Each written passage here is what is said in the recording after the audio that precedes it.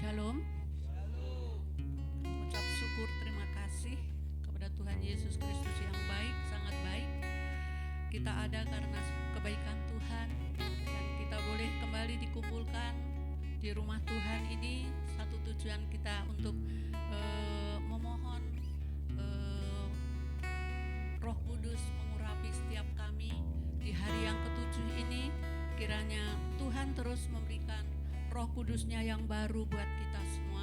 Dan mari saudaraku, kita buka hati kita untuk Roh Kudus bekerja dalam kehidupan kita pada sore hari ini, supaya kita boleh mempersembahkan yang terbaik buat Tuhan Yesus Kristus. Puji Tuhan saudaraku, kita akan mulai saja ibadah kita pada sore hari ini. Dan kita juga menyapa kepada saudara-saudara kita yang ada di rumah. Shalom. Haleluya.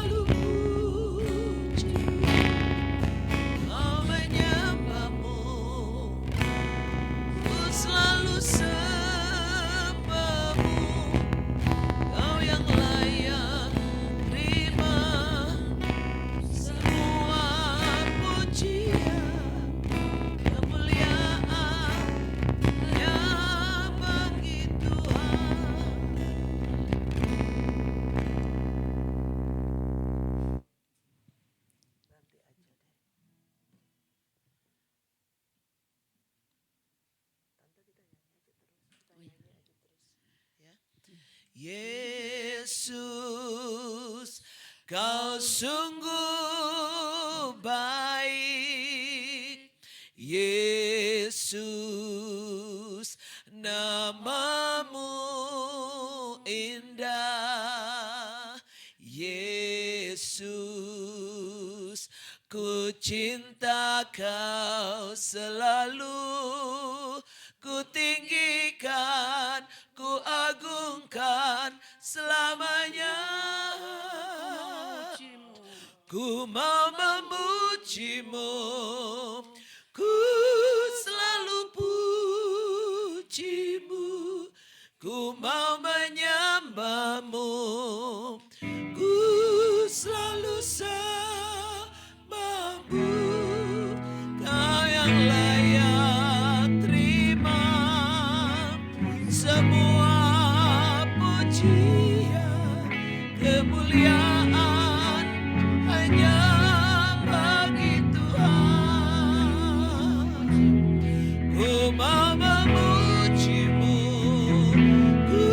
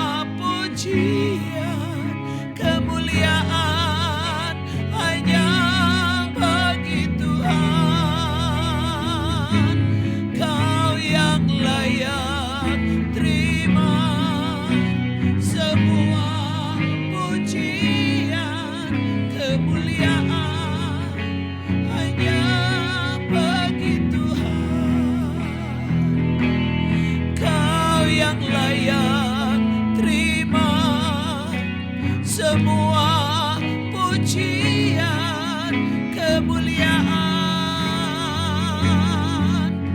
hanya bagi Tuhan.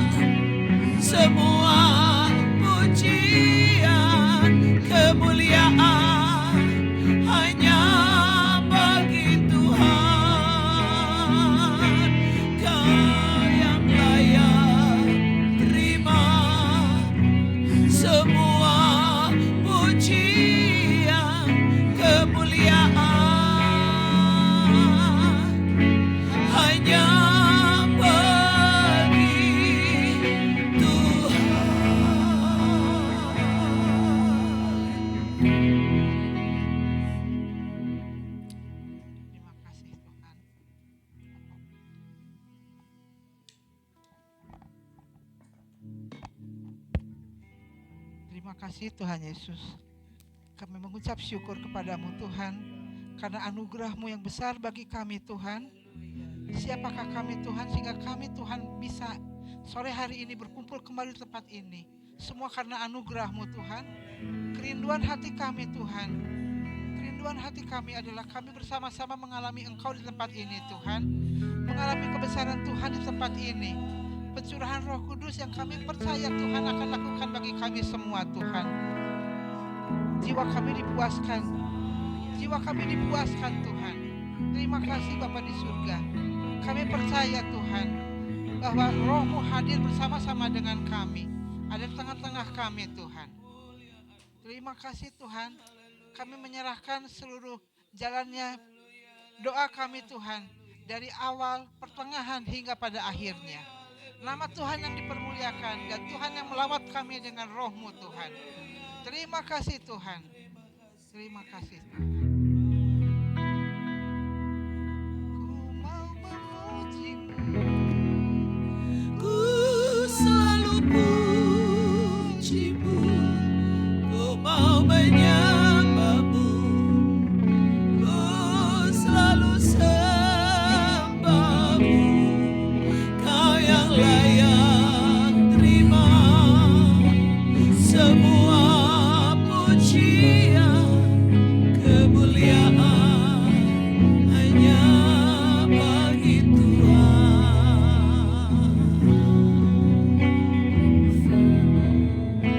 Hanya bagi Tuhan kemuliaan, hanya bagi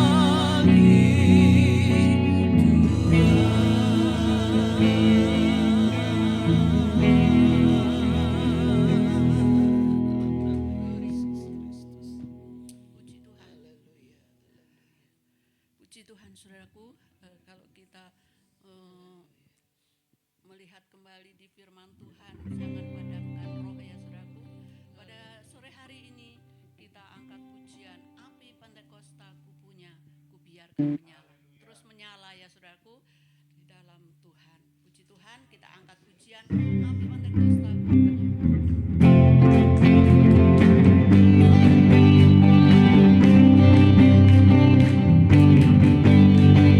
api Pentakosta ku punya, ku biarkan menyala. Api Pentakosta ku punya, ku biarkan menyala, menyala, menyala.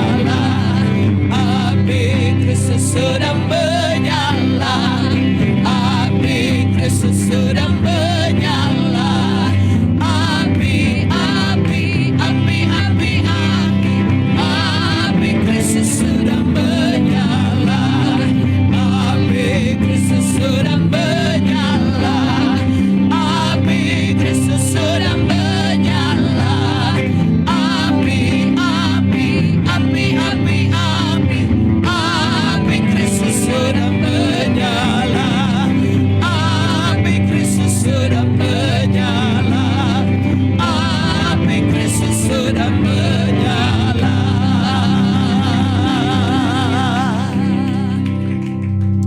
Haleluya, haleluya. Api Kristus terus menyala dalam kehidupan kita ya saudaraku, karena itu yang akan menerangi hati kita selama kita dalam dunia ini ya saudaraku. Puji Tuhan. Kita sambung lagi pujian Roh Allah yang beri hidup.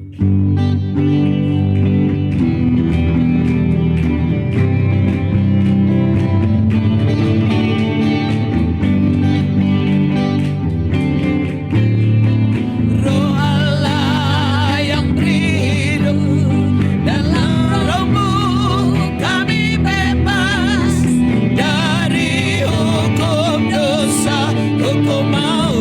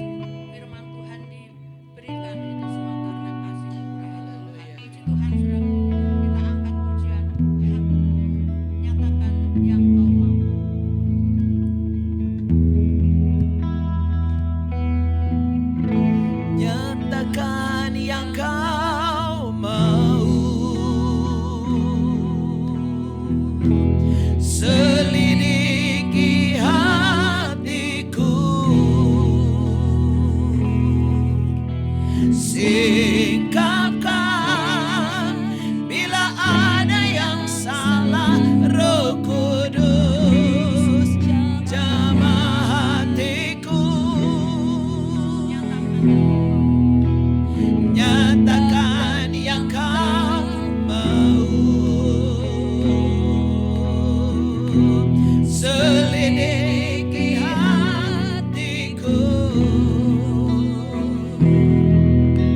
singkapkan bila ada yang salah. Roh Kudus jamah hatiku, hati yang hancur Kau berkenan, hati yang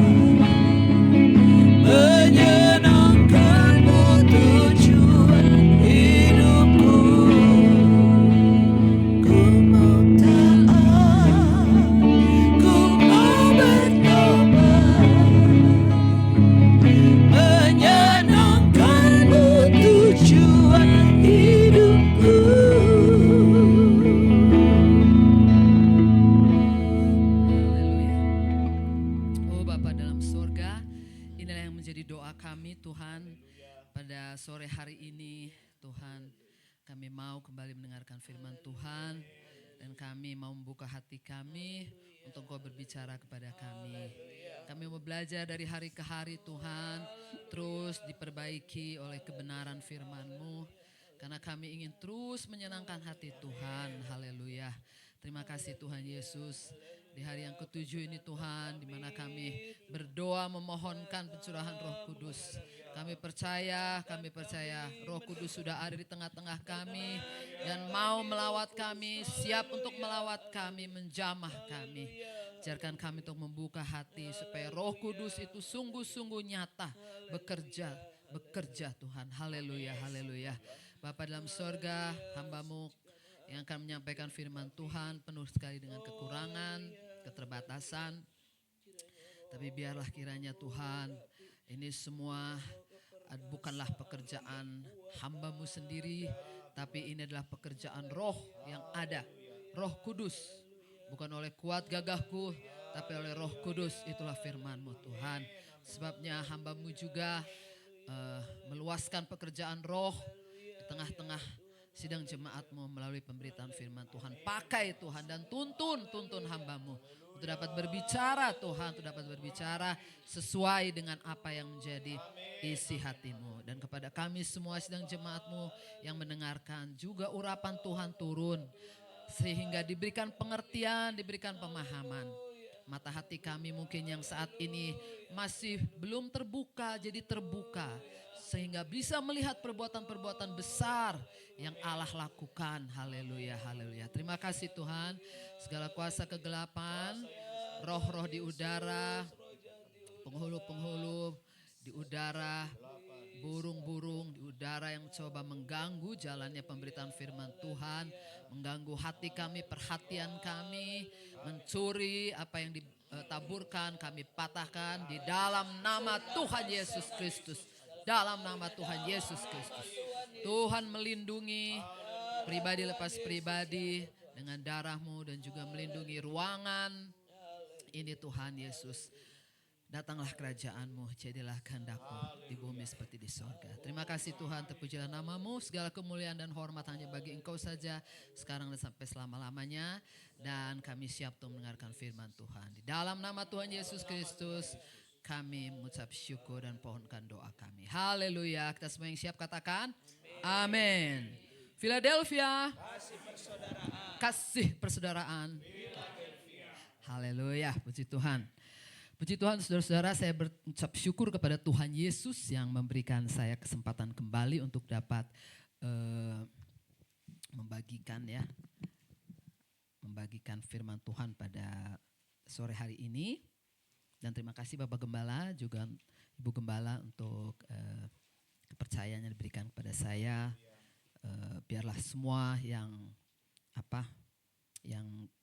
saya, ya ini doa saya ya, apa yang saya sampaikan itu betul-betul untuk kemuliaan nama Tuhan. Puji Tuhan, saudara, mari kita akan membuka Alkitab, saudara, dari 2 Timotius 1 ayat 6 sampai 8 ya. Jadi hari ini saya akan sharing, saya akan menyampaikan mengenai mengobarkan karunia roh ya. Mengobarkan karunia roh. 2 Timotius 1 ayat 6 sampai 8.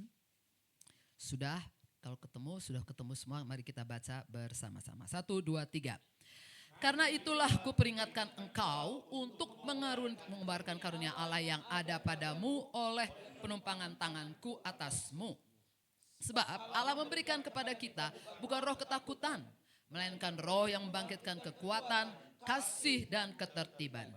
Jadi janganlah malu bersaksi tentang Tuhan kita dan janganlah malu karena aku seorang hukuman karena Dia. Melainkan ikutlah menderita bagi Injilnya oleh kekuatan Allah. Amin. Bapak saudara-saudara, 2 Timotius 1 ayat 6 sampai 8 ini menjadi bagian daripada satu perikop. Dan kita bisa melihat di situ bagaimana seorang Timotius ya saudara, itu mendapatkan satu nasihat, satu teguran lah ya, peringatan gitu dari bapak rohaninya. Ya, itu Paulus gitu.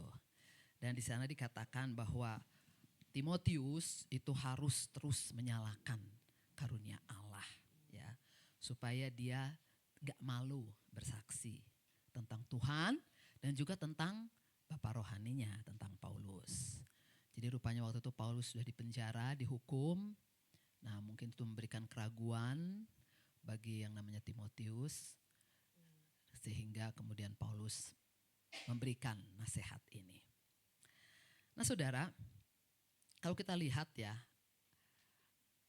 kata menyalakan atau mengobarkan karunia Allah ya yang ada padamu, itu berarti menunjukkan bahwa memang namanya karunia Allah ini bisa padam ya. Dan itu yang kita sudah dengar dari Bapak Gembala juga gitu.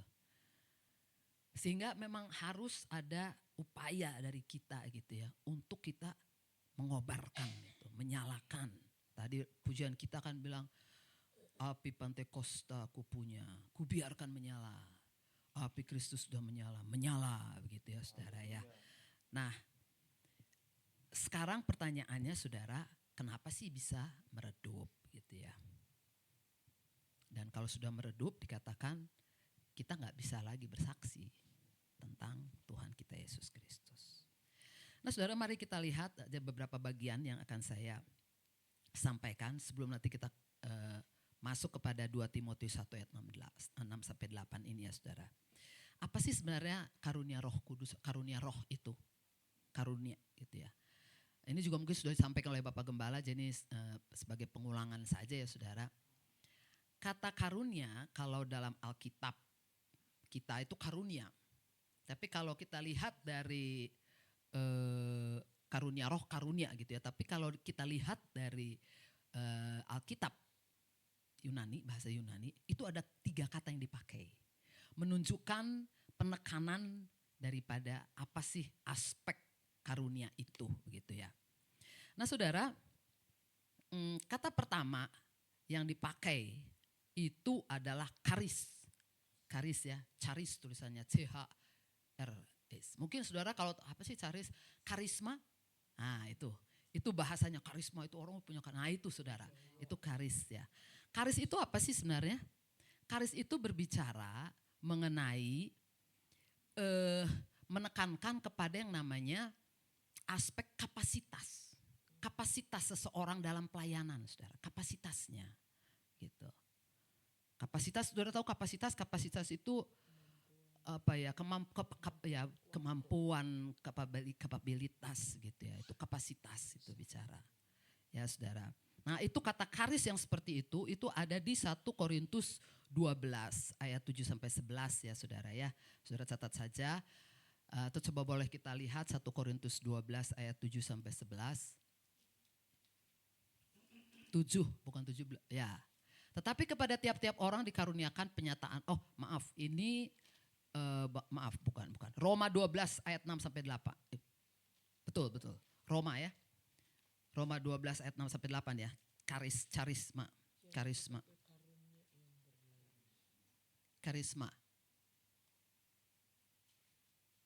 Ya ini Roma 12 ayat 6-8 ya.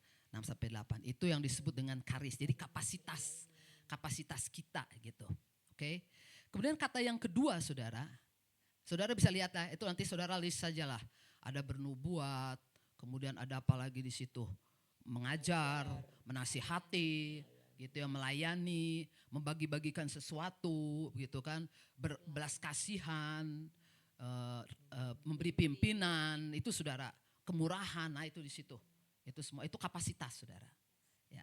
Kemudian yang kedua saudara, kata yang dipakai untuk karunia itu adalah yang disebut dengan pneumatikos saudara. Nah itu yang tadi sebelumnya. Pneumatikos itu apa sih sebenarnya? Itu menekankan pada aspek spiritualnya. Spiritual. Jadi bahwa yang namanya karunia itu sifatnya rohani saudara. Sifatnya rohani, nggak kasat mata gitu. Nggak kasat mata, nggak bisa dilihat. Tapi itu bisa dirasakan gitu. Ya. dan bisa nyata begitu. Tapi spiritual menunjukkan bahwa itu adalah pemberian daripada yang namanya Roh Kudus, Saudara. Nah, coba kita lihat pneumatikos itu ada di mana sih? Di 1 Korintus 12 ayat 7 sampai 11 ya. Nah, itu yang tadi. Nah, ini penyataan roh untuk kepentingan bersama. Jadi ini benar-benar adalah karunia roh. Ya, kalau yang kita kenal tuh karunia Roh Kudus tuh yang suka disebut karunia Roh Kudus yang sifatnya spiritual. Ini ada di sini nih biasanya ada berapa? Ada 9 ya. Ada 9 di sini, Saudara. Saudara bisa lihat itu contohnya karunia berkata-kata dengan hikmat, berkata-kata dengan pengetahuan gitu. Karunia iman, karunia menyembuhkan, kuasa mengadakan mujizat, bernubuat, membedakan bermacam-macam roh. Karunia berkata-kata dengan bahasa roh. Nah itu, karunia menafsirkan bahasa roh. Itu menggunakan kata pneumatikos, Saudara. Karena itu menekankan aspek spiritual daripada karunia itu. Bahwa itu memang hanya bisa diberikan oleh Roh Kudus. Amin. Saudara, kalau kita bandingkan dengan kapasitas yang pertama. Kapasitas itu orang dunia juga bisa punya gitu. Tapi kalau yang namanya pneumatikos itu gak bisa, Saudara. Gak bisa. Itu hanya diberikan oleh yang namanya Roh Kudus. Amin. Nah satu lagi, Saudara, ada kata yang diterjemahkan menjadi karunia, itu adalah dorea. Nah dorea itu kita bisa lihat di 2 Korintus 9 ayat 15 ya. Coba kita lihat dorea. Nah syukur kepada Allah karena karunianya yang tak terkatakan itu. Nah karunia di sini, Saudara, ini menunjukkan apa sih aspek kebebasan atau kemurahan hati Allah. Jadi bahwa yang namanya karunia itu memang istilahnya apa ya? Ya bagaimana Allah lah gitu ya. Itu betul-betul adalah kemurahan hati, kerelaan hati, sepenuhnya itu adalah kemauan Allah gitu. Jadi bukan kita, sehingga kan mungkin kita bertanya, kok dia jadi misalnya itu, kok dia bisa jadi penginjil misalnya begitu. Kok saya enggak? Nah itu kalau dalam konteks karunia, Saudara, itu betul-betul ya Allah memberikannya seperti itu. Saudara kalau ingat perumpamaan talenta ya Saudara, kan talenta itu ada 1, 3, 2, 5 kan Saudara. Kemudian ditanya kenapa yang 1 dikasih 1, kenapa yang itu dikasihnya 2, kenapa yang dikasih 5. Enggak ada alasan Saudara, betul? Enggak ada. Kenapa? Karena itu sepenuhnya adalah pemberian Allah. Kebebasan Allah untuk memberikan begitu. Ya Saudara. Nah Saudara, karunia ini diberikan secara spesifik bagi tiap-tiap orang percaya untuk memperlengkapi mereka bagi pekerjaan pelayanan, Saudara. Jadi perlu diperhatikan bahwa yang namanya karunia ini, Saudara, itu memang pertama adalah untuk kepentingan bersama, Saudara. Itu ada di 1 Korintus 12 ayat 7 ya. Coba kita lihat 1 Korintus 12 ayat 7. Nah ini, tetapi pada tiap-tiap orang dikaruniakan penyataan roh untuk kepentingan bersama. Efesus 4 ayat 12. Efesus 4 ayat 12. Boleh. Untuk memperlengkapi orang-orang kudus bagi pekerjaan pelayanan. Bagi pembangunan tubuh Kristus. Jadi Saudara, yang namanya karunia roh. Itu betul-betul adalah untuk kepentingan pelayanan dan kepentingan bersama. Bukan untuk kepentingan individu. Bukan supaya kita kelihatan sebagai orang sakti lah istilahnya, sakti gitu. Wow, sakti mandraguna gitu ya. Saya punya kuasa gitu. Bukan Saudara. Itu adalah untuk kepentingan bersama. Nah karena untuk kepentingan bersama inilah Saudara, makanya tiap orang diberikan yang berbeda. Berbeda Saudara. Tiap orang. Ya, sehingga itu bisa dikatakan berbeda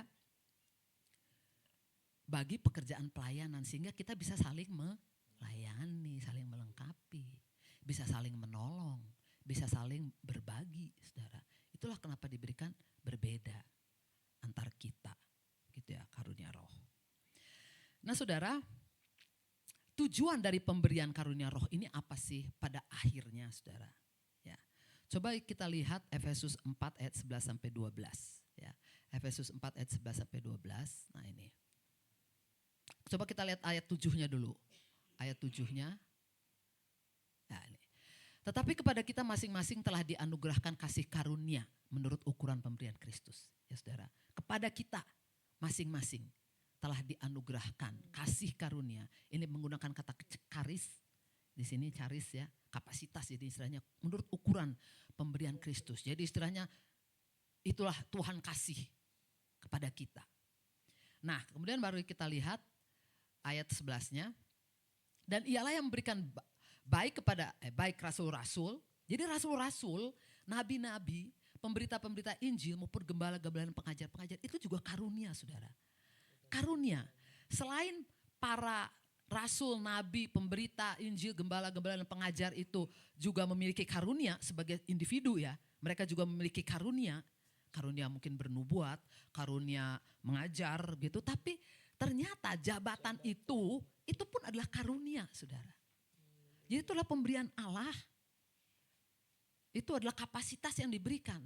Makanya kenapa ada yang jadi gembala, kenapa ada yang jadi guru, itu kapasitas yang diberikan. Dan sekali lagi itu ukuran menurut Kristus. Jadi memang itu apa ya, haknya Allah lah ya, hak prerogatifnya Allah lah. Itu saudara, itu karunia. Kalau kita bertanya gitu ya, kita misalnya ngelihat seorang, wow sangat dipakai Tuhan dengan luar biasa. Waduh dia karunia ininya gitu ya, luar biasa gitu. Kemudian kita pengen, bagus juga sih pengen gitu. Tapi Allah mungkin berikan kita kapasitas yang lain, saudara. Kenapa? Karena saya percaya Allah itu, Tuhan Yesus ya, Roh Kudus, itu adalah mungkin kalau dibicara ibarat manajer gitu ya. Itu manajer yang baik, manajer yang tahu gitu. Ini di sini kelemahan, di sini kekuatan, gimana caranya ini diisi, di sini kekuatan, ini diisi kelemahannya.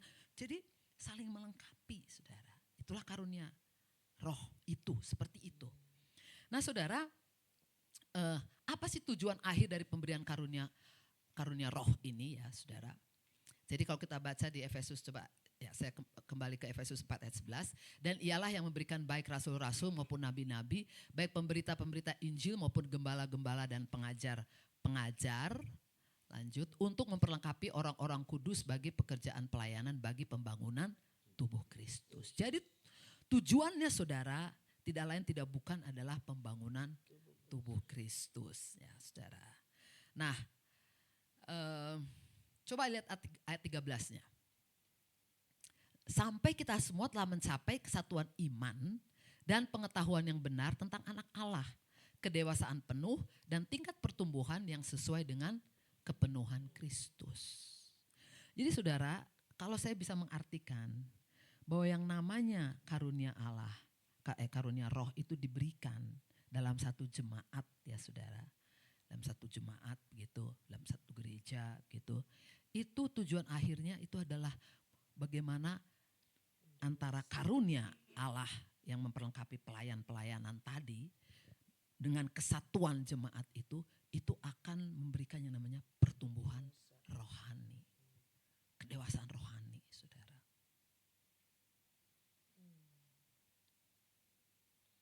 Saya punya contoh tapi saya lupa, tapi ya. Nanti mungkin mudah-mudahan ingat. Nah sehingga saudara kalau kita menyadari karunia Allah ini, karunia Roh ini, berarti kita itu tanpa terkecuali kita punya tanggung jawab saudara untuk mempergunakannya kalau kita punya. Nah sekarang pertanyaan saya, sudahkah kita punya karunia Roh? Punya? Beberapa orang mengangguk, beberapa orang masih melihat saya saja gitu ya. Punyakah kita karunia Roh? Saudara.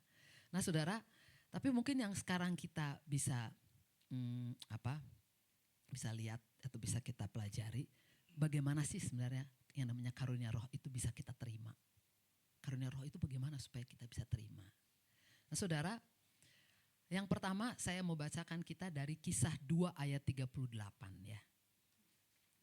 Kisah 2 ayat 38. Jawab Petrus kepada mereka, bertobatlah dan hendaklah kamu masing-masing memberi dirimu dibaptis dalam nama Yesus Kristus untuk pengampunan dosamu. Maka kamu akan menerima karunia Roh Kudus.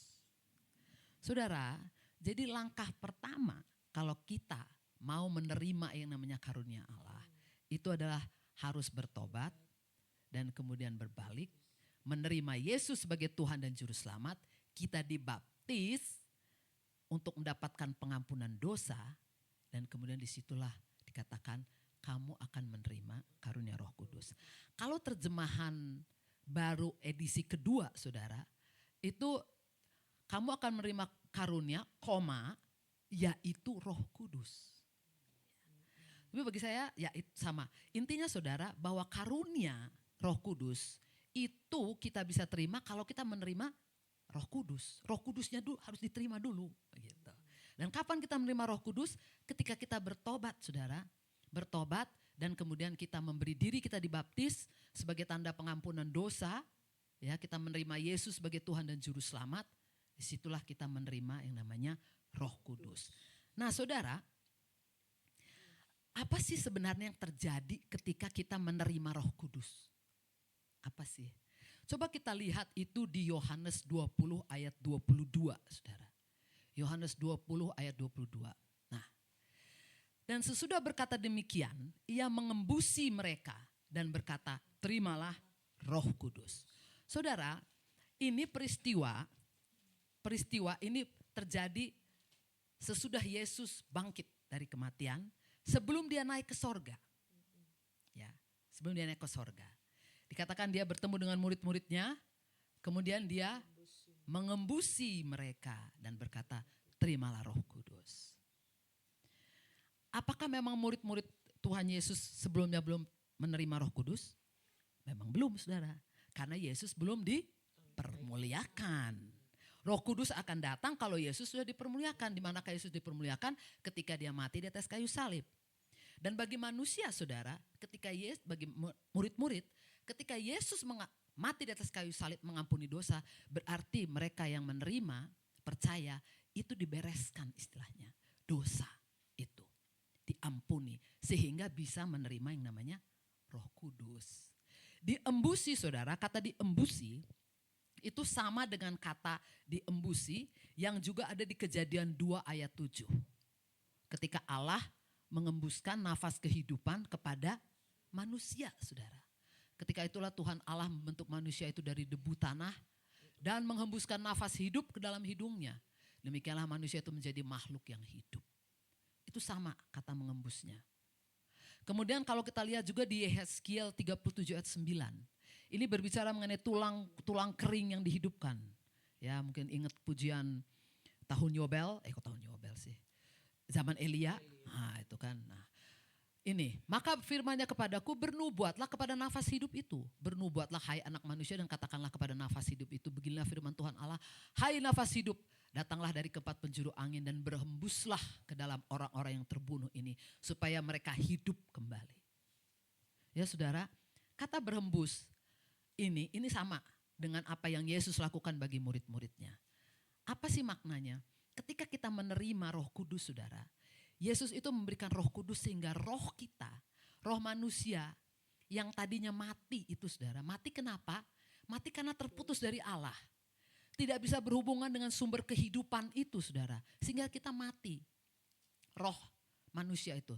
Tapi ketika menerima pengampunan dosa dan menerima Roh Kudus, itu dikatakan kita itu dihembusi yang namanya Roh Kudus. Dan kita menjadi hidup. Roh kita jadi hidup, saudara. Apa buktinya roh kita hidup? Kita jadi suka sama hal-hal yang rohani, saudara. Betul, yang tadinya nggak suka gitu ya baca Alkitab, kenapa sekarang saya jadi suka baca Alkitab ya? Nah itu saudara, karena roh kita itu mulai dihidupkan oleh adanya Roh Kudus. Ya saudara. Nah inilah yang disebut dengan kelahiran baru. Lahir baru, saudara. Dilahirkan dari air dan roh. Barang siapa dilahirkan dari daging ya adalah daging, tapi dilahirkan dari roh, dia adalah roh, saudara. Istilahnya ini kita kayak dilahirkan, itulah menjadi manusia baru, ciptaan baru, dilahirkan baru ya saudara. Siapa yang sudah menjadi manusia baru, ciptaan baru, boleh lambaikan tangan. Haleluya. Saudara, yakinkah ada Roh Kudus dalam hatimu, dalam hidupmu? Amin. Apa buktinya? Betul. Saudara, kalau saudara bisa mengakui bahwa Yesus Kristus adalah Tuhan, itu satu-satunya yang bisa mengatakan itu karena Roh Kudus, saudara. Amin. Roh Kudus itu ada di mana ya? Adalah nanti. Ada ayatnya mengatakan, Paulus mengatakan seperti itu ya. Kemudian yang kedua, saudara, berarti yang pertama itu adalah kalau kita mau menerima karunia Allah, kita kita memang harus mengalami yang namanya kelahiran baru, saudara. Istilahnya Roh Kudus itu kita terima. Hal yang kedua, saudara, ketika kita mengalami yang namanya baptisan Roh Kudus. Jadi kalau kita baca, saudara, Alkitab, ya, apa yang terjadi pada murid-murid ketika diembusi oleh Roh Kudus itu berbeda waktunya dengan waktu mereka dibaptis. Ya, saudara. Di mana? 1 Korintus 12 ayat 3. Coba kita 1 Korintus 12. Nah, ini. Karena itu aku mau meyakinkan kamu bahwa tidak ada seorang pun yang berkata-kata oleh Roh Allah dapat berkata terkutuklah Yesus, dan tidak ada seorang pun yang dapat mengaku Yesus adalah Tuhan selain oleh Roh Kudus. Jadi saudara, kalau kita semua yang di tempat ini mengaku bahwa Yesus adalah Tuhan, percaya itu tandanya Roh Kudus ada dalam kita. Dan kalau Roh Kudus ada dalam kita, kita seharusnya sudah siap untuk menerima yang namanya karunia Roh itu, saudara. Nah, hal yang kedua, saudara, itu adalah bagaimana Roh Kudus kita bisa terima, itu adalah ketika kita mengalami yang namanya baptisan Roh Kudus atau kepenuhan Roh Kudus, saudara. Itulah yang hari-hari ini kita lagi doakan ya, saudara ya. Coba kita lihat Kisah 1 ayat 8 ya, ini menjadi ayat utama ya, Kisah 1 ayat 8. Tetapi kamu akan menerima kuasa kalau Roh Kudus turun ke atas kamu. Dan kamu akan menjadi saksiku di Yerusalem dan di seluruh Yudea dan Samaria dan sampai ke ujung bumi. Saudara, kata menjadi saksi ya, ini digunakan di sini bukan sekedar bersaksi. Nah ini, saya juga mungkin kalau saya ketemu dengan supir taksi gitu ya, itu mungkin bersaksi. Tapi kalau saya ketemu dengan saudara-saudara, saya bertemu dengan keluarga saya, itu saya harusnya jadi saksi. Kenapa? Apa sih maksudnya? Apa berbedanya bersaksi dengan menjadi saksi? Bersaksi, saudara, itu kita bisa menyusun kata-kata yang bagus, begitu ya. Kemudian kita menyampaikan, tapi kita tidak mengalami. Tapi kalau kita menjadi saksi, orang itu dikatakan bisa melihat kita mengalami apa yang kita katakan, saudara. Jadi kalau ada terjadi perubahan hidup, itulah sebenarnya yang menjadi saksi itu, saudara. Yang tadinya suka marah-marah misalnya begitu ya, puji Tuhan saudara, saya puji Tuhan. Orang lihat kenapa dia tidak jadi marah-marah sekarang gitu. Nah, itu menjadi saksi, saudara. Ada perubahan hidup, itu dikerjakan oleh Roh Kudus, saudara. Itu menjadi saksi ya. Jadi menjadi saksi itu orang bisa melihat kita mengalami apa yang kita katakan. Kalau dengan supir taksi kan itu dia nggak tahu ya. Dia hanya ketemu saya saat aja gitu kan. Tapi kalau saudara-saudara gitu kan, atau ibu saya misalnya, bisa lihat saya, saudara. Bisa lihat saya. Betul nggak saya bisa jadi saksi gitu ya.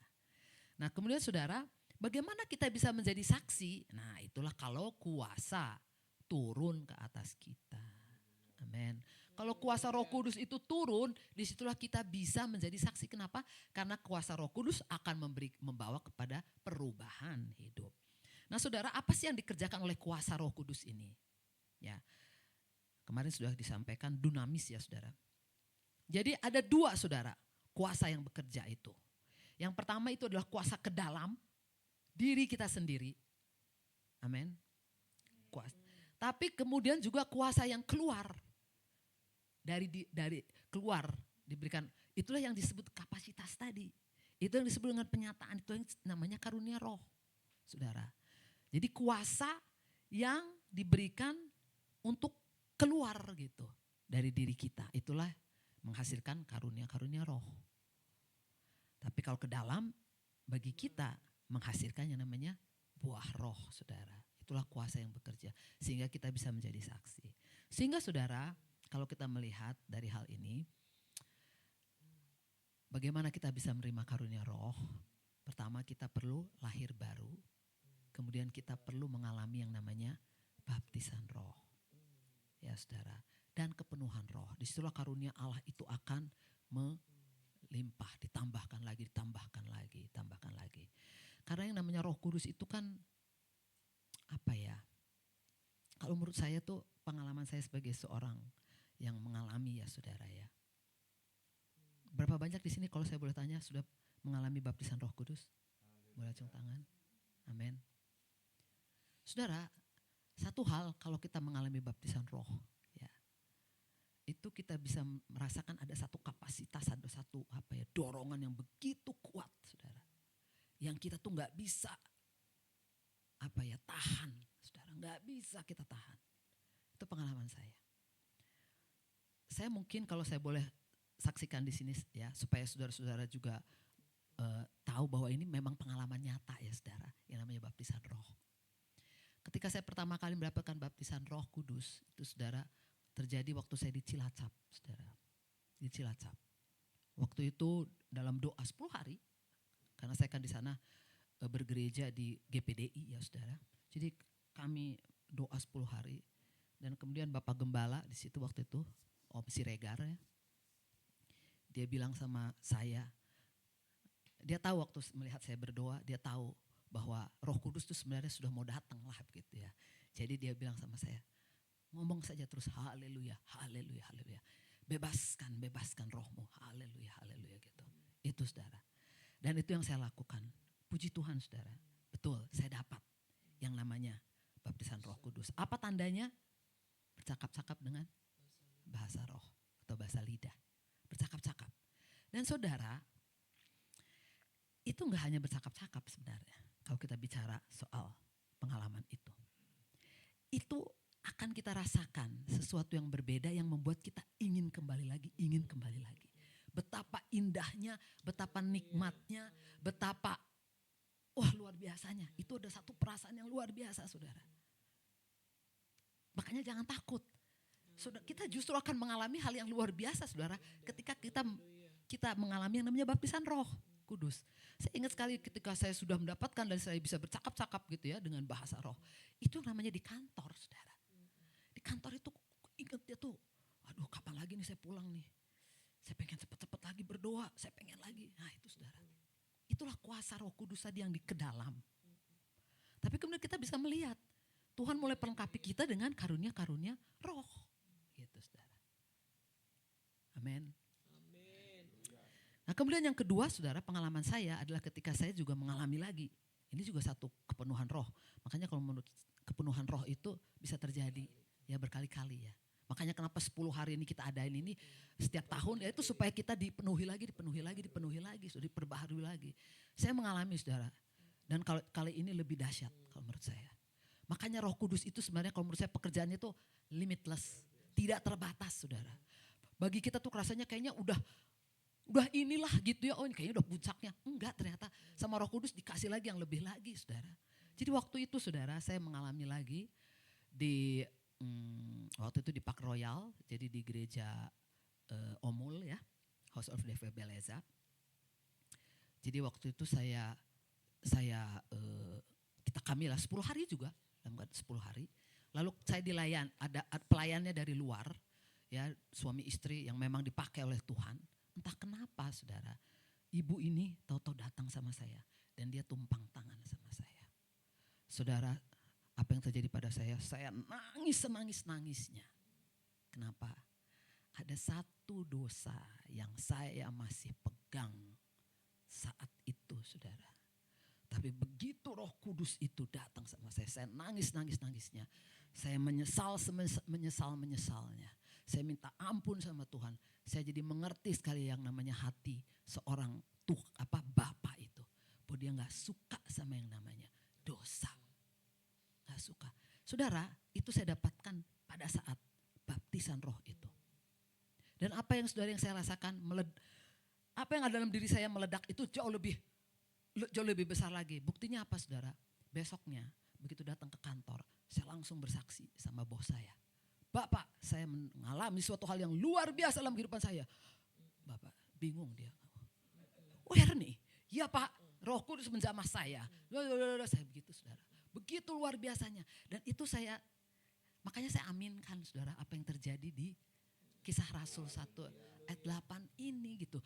Kisah 2 ya. Ketika murid-murid mengalami itu menjadi saksi betul saudara. Itu bukan sesuatu yang dia buat-buat, enggak. Sesuatu yang luar biasa saudara. Memang betul-betul tidak bisa. Itu saudara. Dan makanya kenapa saya sangat menghargai yang namanya doa 10 hari kepenuhan roh itu karena saya ingin mengalami lagi saudara. Intinya tuh itu ya, itu sesuatu yang memang luar biasa. Nah saudara, jadi jangan takut ya saudara, jangan takut. Kita bebaskan roh kita untuk kita nanti bisa menerima yang namanya Roh Kudus. Dan saudara pasti akan mengalami perubahan. Disitulah nanti karunia-karunia roh itu diberikan saudara kepada kita. Nah saudara, bagian yang terakhir ini kita kembali kepada yang namanya ayat yang tadi kita baca ya. 2 Timotius 1 ayat 6 sampai 8. Saudara. Jika kita sudah punya yang namanya karunia roh, saudara. Atau jika kita belum punya, sekarang saudara itu adalah saudara masing-masing ya. Saudara bisa menjawab, saya mungkin belum punya. Kalau saudara belum punya berarti tadi mungkin karena belum lahir baru atau belum yang namanya baptisan roh. Tetapi kalau saudara bilang saya sudah punya, nah, puji Tuhan.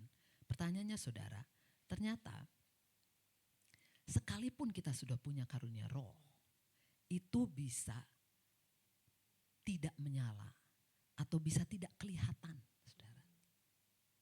Kita udah punya karunia roh, tapi nggak kelihatan, gitu. Atau padam. Nah, itu harusnya itu menjadi koreksi kita. Kenapa bisa padam? Kenapa bisa tidak menyala? Kenapa bisa tidak kelihatan? Itulah saudara yang menjadi nasihatnya dari Paulus kepada yang namanya Timotius. Peringatkan engkau untuk mengobarkan karunia Allah yang ada padamu oleh penumpangan tanganku atasmu. Kenapa? Coba lihat ayat 7. Sebab Allah memberikan kepada kita bukan roh ketakutan. Saudara, yang menyebabkan roh Allah, karunia roh itu bisa padam atau tidak kelihatan atau kemudian tidak menyala. Ya, tadi kan kita nyanyi menyala. Itu ada karena ada yang namanya roh ketakutan, saudara. Ya, coba kita lihat bagaimana roh ketakutan itu ya. Nah, roh ketakutan kalau dalam bahasa Yunaninya itu menggunakan kata daily ya, tetapi ada juga kata lain yang menggambarkan takut ini yaitu phobeo. Nah, phobeo saudara tahu lah ya, fobia, saudara, fobia. Nah, saudara, coba mari kita lihat yang namanya takut ini ya. Matius 25 ayat 14 sampai 30, tapi kita ini bicara mengenai perumpamaan tentang talenta tadi ya. 5, 2 dan 1 talenta. Nah, kita tahu bahwa hamba yang punya 1 talenta itu pergi dan menggali lubang dalam tanah lalu menyembunyikan uang itu, talenta itu. Jadi ini bicara orang yang sudah punya sebenarnya dikasih nih yang namanya karunia roh. Tapi kemudian sama dia nggak dipakai. Dia padamkan, dia simpan aja gitu, dia tidak nyalakan. Kenapa? Coba kita lihat Matius 25 ayat 24 sampai 25. Kini datanglah juga hamba yang menerima 1 talenta itu dan berkata, Tuan, aku tahu bahwa Tuhan adalah manusia yang kejam, yang menuai di tempat di mana Tuhan tidak menabur dan yang memungut dari tempat di mana Tuhan tidak menanam. Karena itu aku takut dan pergi menyembunyikan talenta Tuhan itu ke dalam tanah. Ini terimalah kepunyaan Tuhan. Takut, saudara. Ini kan takut yang tidak beralasan sebenarnya ya. Sudah dikasih 1 talenta, tapi kemudian dia melihat bahwa ternyata tuannya ini dia lihat kejam. Gitu. Ini tuannya ini menuai tempat di mana dia tidak menabur. Gitu. Istilahnya begini, saya dikasih 1 talenta, saya yang harus kerja, enak aja Tuhan. Gitu ya, seperti itulah saudara. Nah itu satu sikap. Dan dibilang karena itu aku takut. Nah ini kan takut yang gak beralasan. Jadi kita perlu hati-hati dengan yang takut ini. Takut itu membuat hamba itu jadi cari-cari alasan. dan membatasi diri. Bahkan kemudian akhirnya mengabaikan dan menolak. Nah, ketakutan terhadap apa sih gitu? Kalau kita baca saudara apa yang menjadi ketakutannya Timotius, itu sebenarnya karena takut dianiaya sebenarnya saudara. Konteks daripada 2 Timotius tadi yang kita baca ya. Karena waktu itu Paulus menjadi hukuman di penjara karena pemberitaan Injil. Dan kemudian dikatakan yang namanya Timotius jadi takut. Jadi saudara kalau kita berbicara menjadi takut itu memang bisa macam-macam. Ada takut yang mulai dari yang paling besar gitu ya saudara dan resikonya sangat tinggi. Ya seperti tadi takut mati, takut dianiaya, takut menderita gitu ya. Takut dikucilkan, nah itu takut-takut seperti itu. Tapi juga bisa hal yang sederhana saudara. Contoh takut apa? Takut diomongin orang. Takut gak cukup uangnya. Gitu saudara, hal yang kecil saudara. Takut apa lagi? Takut jadi sibuk. Itu takut-takut seperti itu saudara. Itu ternyata bisa akhirnya kemudian membuat kita malas atau tidak mau menggunakan yang namanya karunia roh itu. Dan memang betul ya saudara, ketika kita mau melakukan karunia roh itu memang pengorbanan saudara. Tapi itu pekerjaan roh. Jadi kita pasti tidak akan merasa tersiksa. Kita nggak akan merasa, kita merasa ya apa ya, semangat gitu ya terus untuk melakukannya. Nah sehingga saudara memang fobia ini harus ditaklukkan. Saya jadi ini kok saya tulis di sini, kekhawatiran ini harus dikalahkan ya. Bapak Gembala udah bicara terus tentang hal khawatir ya. Khawatir. Nah ini saudara. Jadi hati-hatilah dengan yang namanya takut atau khawatir itu. Karena itu akan bisa mengakibatkan kita tidak bisa mengaktifkan yang namanya karunia roh yang Tuhan sudah berikan. Nah saudara, bagaimana kita mengobarkan karunia roh? Kita kembali ke 2 Timotius tadi.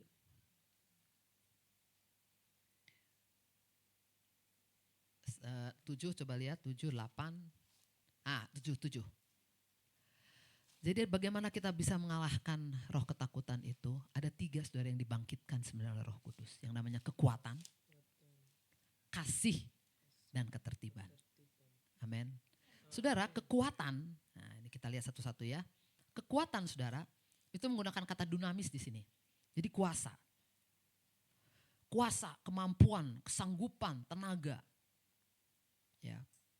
Bukankah ini saudara, kalau kita punya kuasa ini, kita jadi bisa menerobos yang namanya semua rintangan, ancaman, halangan dan tantangan tadi.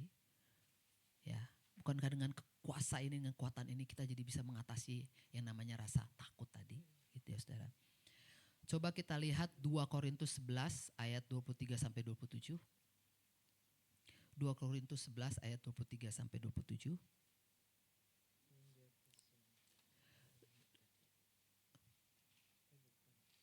Nah ini Paulus. Apakah mereka pelayan Kristus? Aku berkata seperti orang gila. Aku lebih lagi. Aku lebih banyak berjerih lelah. Lebih sering di dalam penjara. Didera di luar batas. Kerap kali dalam bahaya maut. Lanjut. 5 kali aku disesat orang Yahudi. Setiap kali 40 kurang 1 pukulan. 3 kali aku didera. 1 kali aku dilempari dengan batu. 3 kali mengalami karam kapal. Sehari semalam aku terkatung-katung di tengah laut. Dalam perjalananku aku sering diancam bahaya banjir dan bahaya penyamun. Bahaya dari pihak orang-orang Yahudi dan dari pihak orang-orang bukan Yahudi. Bahaya di kota, bahaya di padang gurun, bahaya di tengah laut, dan bahaya dari pihak saudara-saudara palsu. Aku banyak berjerih lelah dan bekerja berat. Kerap kali aku tidak tidur, aku lapar dan dahaga. Kerap kali aku berpuasa, kedinginan dan tanpa pakaian. Saudara bayangkan ini adalah tadi hal-hal yang dihadapi oleh yang terjadi pada Paulus, ancaman, halangan, rintangan gitu. Tapi karena ada kuasa saudara, dia bisa tuh menerobos yang namanya ini. Ya, itulah kekuatan roh, itulah Roh Kudus. Roh Kudus itu akan memberikan roh kekuatan itu, kuasa itu saudara, sehingga kita bisa menerobos. Nah puji Tuhan saudara, kalau saya melihat kemarin ini kita sempat hujan deras, betul nggak?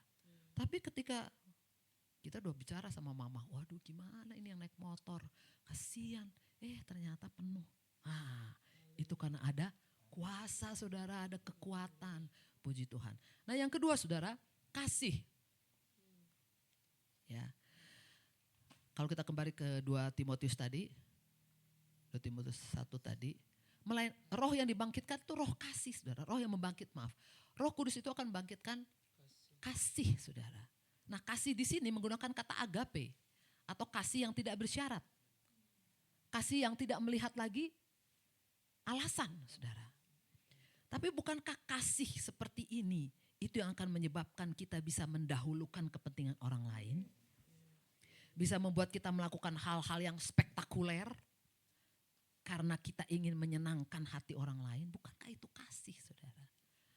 Jadi kenapa karunia roh itu bisa kita kobarkan kalau kita punya kasih saudara. Kasih yang tidak bersyarat artinya bukan yang sifatnya transaksional ya saudara. Oh dia kayaknya udah baik sama saya. Oke deh saya baik gitu. Kemudian kita mempraktekkan yang karunia roh membagi-bagikan. Oh enggak saudara, bukan itu saudara. Ya. Membagi-bagikan sesuatu ya orangnya baik nggak baik tapi karena kita kasih kepada dia. Mengasihi begitu ya. Ya. Kita tetap memberi karena itu karunia dari Roh Kudus. Nah saudara satu lagi adalah ketertiban ya. Kasih ketertiban. Saudara ketertiban soprosnismos. Ini bahasa Yunaninya. Nah ini apa sih artinya? Ini artinya pertimbangan yang matang atau pengendalian diri lah. Mungkin saudara-saudara yang paling saudara pahami pengendalian diri lah. Saudara sabar bisa jadi disiplin diri bijaksana. Saudara dalam hal menghadapi ketakutan tadi, ancaman-ancaman tadi, kan kadang-kadang kita jadi panik ya. Panik kemudian jadi kita melakukan hal-hal ya. Kemarin juga siapa yang bicara soal panik ya? Kayaknya ada yang bicara soal panik gitu. Tapi kemudian akhirnya panik menyebabkan kita tidak mau melakukan bagian kita. Tapi ketika ada pengendalian diri, ketika ada yang namanya disiplin, ketika ada yang namanya penguasaan diri. Nah saudara, kita tuh bisa tetap namanya, kita akan kobarkan yang namanya karunia roh itu. Ya saudara. Amin. Ya. Nah kalau kita terus mau mengobarkan Roh Kudus dengan ini saudara membangkitkan roh-roh yang ini. Roh kekuatan itu. Bagaimana kita terus kuat gitu ya. Roh kasih itu saudara. Bahwa ketika kita mungkin malas saudara. Mungkin malas, aduh rasanya gue malas nih melayani gitu ya. Tapi ingat, aduh ada jiwa-jiwa nih yang harus dilayani. Aduh saya mengasihi mereka. Kita akan melakukan sama ketertiban saudara. Penguasaan diri. Ya, puji Tuhan. Puji Tuhan. Jadi saudara, baiklah kita terus mengobarkan ya karunia roh. Sekali lagi kepada kita yang belum memiliki karunia roh, kita belum menemukan lah istilahnya, kita minta saudara. Oh ya ini, coba sebagai ayat penutup. 1 Korintus 14. 1 Korintus 14 ayat 1. Nah, kita baca sama-sama ya saudara. 1, 2, 3. Kejarlah kasih itu dan usahakanlah dirimu memperoleh karunia-karunia roh. Terutama karunia untuk bernubuat. Saudara, dua hal yang di sini saya garis bawahi. Kejarlah kasih. Kasih itu yang akan menjadi alasan. Saudara, alasan yang mungkin paling utama, paling mendasar kita terus bisa menghidupkan. Kita terus bisa menyalakan yang namanya karunia roh. Kasih kepada Allah, tapi juga kasih kepada sesama saudara. Ingat tadi kapasitas pelayanan kita itu adalah kita berbicara bagaimana kita melayani sesama saudara. Melayani sidang jemaat Tuhan. Melayani saudara-saudara kita seiman. Tapi kemudian juga yang kedua saudara, usahakanlah dirimu memperoleh karunia-karunia roh. Usahakanlah itu berbicara mengenai bagaimana kita sungguh-sungguh saudara. Sungguh-sungguh. Jadi memang kita harus minta saudara. Ya. Yang namanya karunia roh itu bukan hal yang pasif juga terus kita tunggu gitu. Enggak, kita minta. Tahun lalu saudara dalam waktu saya ikut ibadah kepenuhan Roh Kudus di Jakarta. Seorang hamba Tuhan yang melayani dan mengingatkan tentang ini saudara. Tentang karunia roh ini dan bagaimana mengaktifkan lagi karunia roh. Dia mengajak kami waktu itu coba tulis apa karunia roh yang kita mau kita minta. Saya tulis beberapa gitu saudara. Coba saudara itu menjadi perenungan kita. Apa sih karunia roh yang kita ingin minta sama Tuhan? Mungkin karunia untuk apa? Mengajar, karunia untuk menasihati, karunia untuk apa? Karunia untuk bernubuat, karunia apa? Untuk ya saudara bisa lihat karunia apa gitu. Minta sama Tuhan. Itulah yang namanya berusaha memperoleh karunia-karunia roh. Puji Tuhan, demikian dapat saya sampaikan. Kini dapat menjadi berkat bagi kita semua. Dan nama Tuhan Yesus saja dipermuliakan. Haleluya. Terima kasih untuk kesempatan dan waktu yang sudah diberikan. Dan saya kembalikan pekerjaan Tuhan selanjutnya kepada Bapak Gembala. Haleluya.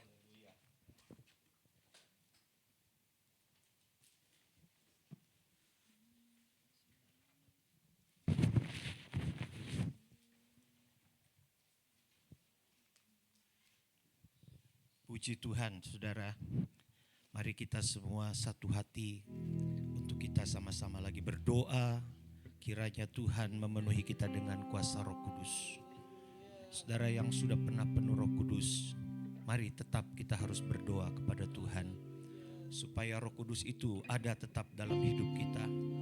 Dengan kita hidup takut akan Tuhan.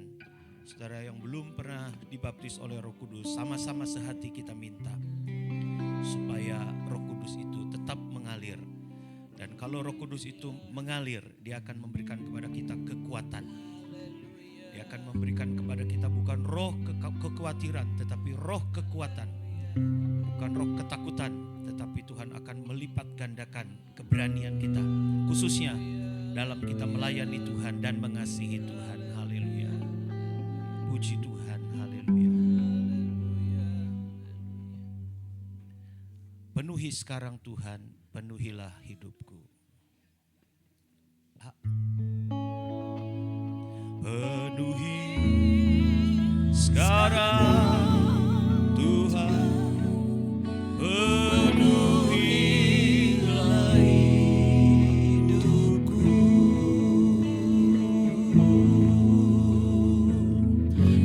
Hatiku bagai tanah gersang, merindukan cahaya Roh Suci. Hidupku bagai bencana, ku bawa ke sungai-Mu Tuhan. Ingin ku renggut kesejukan, ingin ku renggut kesejukan air hidupmu Tuhan. Penuhi aku sekarang, penuhilah hidupku. Hanya Engkau yang kurindu, hanya Engkau yang kurindu. Jamahlah hidupku Tuhan. Sama-sama merindukan. Penuhi sekarang Tuhan, penuhilah hidupku. Hatiku bagai tanah gersang, merindukan jamahan. Hatiku bagai tanah gersang, merindukan jamahan Roh Suci.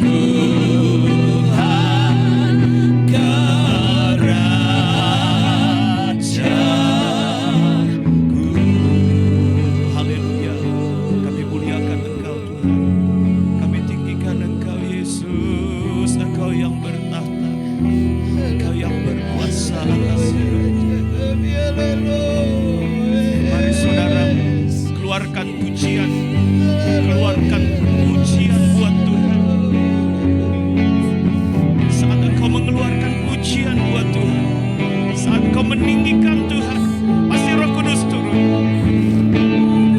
Fokus saja kepada Yesus ditinggikan. Fokus saja kepada Yesus yang dimuliakan. Nanti Roh Kudus akan meliputi saudara.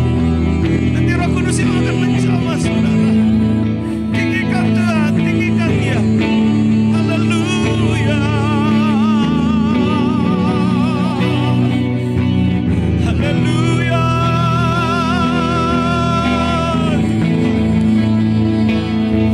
Haleluya. Muliakan Dia, muliakan Tuhan. Puji Dia dengan segenap hati dan kekuatanmu. Nanti rasakan kuasa Roh Kudus menjamah. Karena Roh Kudus itu kesukaannya adalah memuliakan Tuhan. Di mana mulut memuliakan Tuhan, di mana bibir memuliakan Tuhan, Roh Kudus akan jamahmu. Haleluya, haleluya, haleluya. Terpujilah namamu Yesus. Lama-lama sekarang. Haleluya, haleluya, haleluya, haleluya.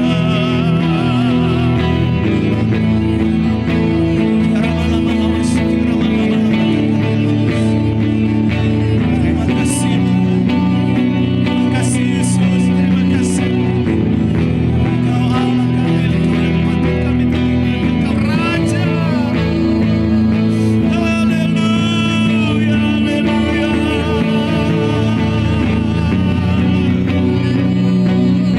Haleluya, haleluya, haleluya, haleluya. Haleluya.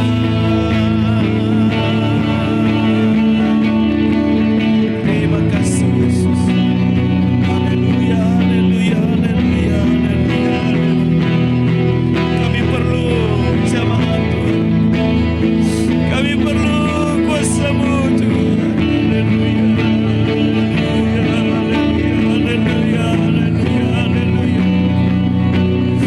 Haleluya, haleluya, haleluya, haleluya. Haleluya, haleluya, haleluya, haleluya, haleluya, haleluya, haleluya, haleluya. Haleluya, haleluya, haleluya, haleluya, haleluya, haleluya.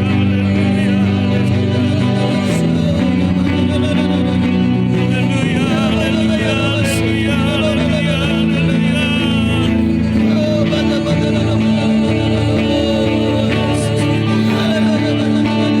Yesus ditinggikan.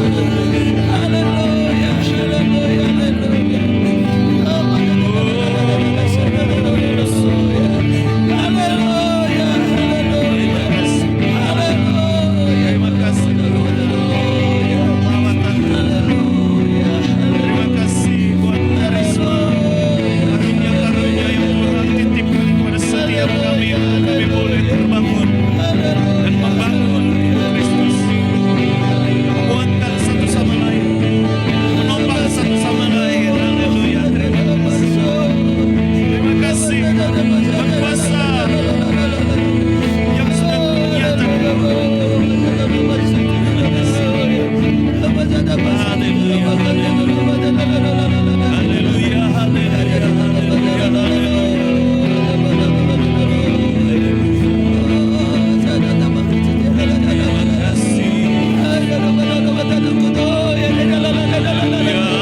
Terima kasih.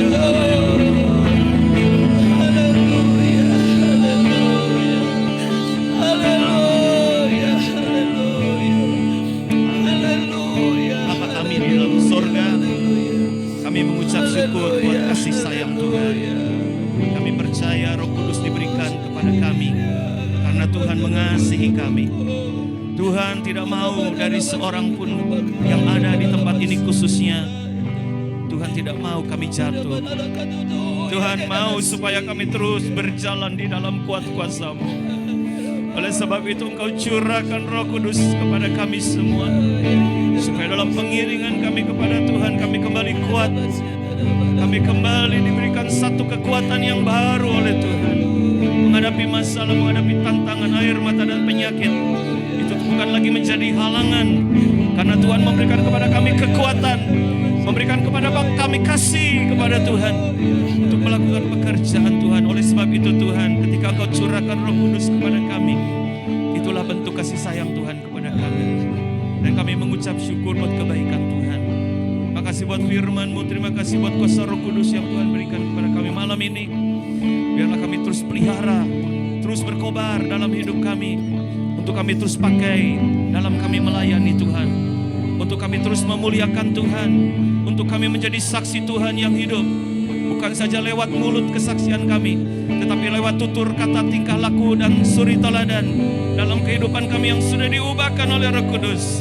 Itu boleh menjadi suratan yang terbuka. Itu boleh menjadi saksi dimanapun kami berada. Terima kasih Tuhan. Kami percaya Tuhan pakai kami untuk menjangkau jiwa-jiwa yang masih memerlukan Engkau. Sampai bilangan tubuh Kristus menjadi sempurna. Kau pakai kami Tuhan. Kuatkan kami, teguhkan kami Tuhan. Untuk terus ada dalam suasana yang berkobar-kobar. Karena Roh Kudus ada dalam kehidupan kami. Terpujilah Tuhan. Terima kasih buat hamba-Mu yang sudah menyampaikan kebenaran firman Allah. Ibu Pendeta Muda Erni Ginting, Tuhan kembalikan pengurapannya, Tuhan kembalikan kekuatannya, Tuhan kembalikan marifat. Dan kami percaya dimanapun hamba-Mu ini berada, Tuhan akan pakai dengan heran. Terima kasih Tuhan Yesus. Engkaulah kekuatan kami, Engkaulah kebaikan dalam hidup kami. Haleluya. Terpujilah Tuhan, besar kasih-Nya. Terpujilah Tuhan. Terpujilah Tuhan, Besar kuasa-Nya, besar kuasa-Nya. kami sembah Kau Tuhan. Kami sembah Kau Tuhan dengan sepenuh hati. Kami berserah padamu Tuhan dengan setulus hati. Kami sembah Kau Tuhan. Kami sembah Kau Tuhan dengan sepenuh hati. Kami berserah Kami berserah padamu Tuhan dengan setulus hati. Haleluya. Bapa di sorga, sebentar kami akan kembali ke rumah masing-masing. Besertalah dengan kami yang jauh yang dekat, tibakan dengan selamat sejahtera. Malam yang gelap kami serahkan ke dalam tangan Tuhan. Kami boleh beristirahat, tubuh kami bisa beristirahat. Tetapi kami percaya roh kami ada dalam tangan Tuhan. Tuhan tetap biarkan kami berjaga-jaga menanti kedatangan Tuhan yang sudah tidak lama lagi. Besok kami kembali bangun dengan tubuh yang sehat. Kami akan kembali dalam aktivitas kami, tetapi kumpulkan kami sore harinya Tuhan. Untuk kami kembali bersama-sama menikmati air kehidupan itu Tuhan. Penuhi senantiasa dengan kuasa Roh Kudus. Sehingga kehidupan kami adalah kehidupan yang tidak khawatir, tidak takut lagi. Tetapi kehidupan yang berkobar-kobar dalam melayani Tuhan. Terima kasih, terpujilah nama-Mu, besar kuasa-Mu. Di dalam nama Tuhan Yesus Kristus, kami sudah beralaskan doa sembahyang kami. Haleluya. Mari angkat tangan imanmu. Tuhan memberkati engkau dan melindungi engkau. Tuhan menyinari engkau dengan wajahnya dan memberi engkau kasih karunia. Tuhan menghadapkan wajahnya kepadamu dan memberi engkau damai sejahtera. Maka saudara-saudaraku yang kekasih, pulanglah dengan membawa berkat firman Allah dan Roh Kudus. Maka anugerah Allah Bapa, kasih dan sayang Tuhan Yesus Kristus di dalam persekutuan Roh Kudus kiranya boleh menjadi milik bagianmu mulai malam ini, esok, bahkan sampai selama-lamanya. Kita aminkan bersama.